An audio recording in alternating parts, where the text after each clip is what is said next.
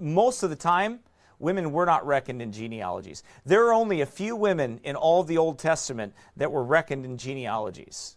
Because the seed always followed the man, right? That's what was always talked about. The lineages of women were not, they were hidden men. That's how they described it. So it's not unusual that they wouldn't have described that. There's only a few certain women.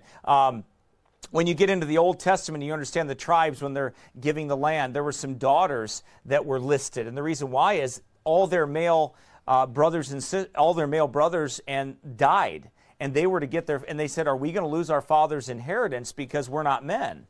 And Jesus and Joshua, a type of Christ, said, "No, you're not going to lose. You don't lose your inheritance because you're not a man.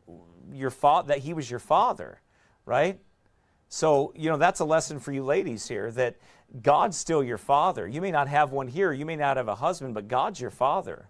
And you don't lose anything just because you don't have a man here on earth to be a covering for you, right? You don't lose anything. The problem is you got to go to your heavenly Father. You've got to love him, and you've got to be devoted to your Father in heaven. You've got to seek his face.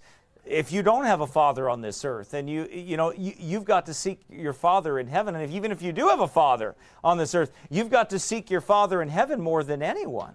All of us do. But that's a lesson for you ladies, that God has not left you without love. But I dare say that you sometimes have left your first love. And you've been distracted by other things.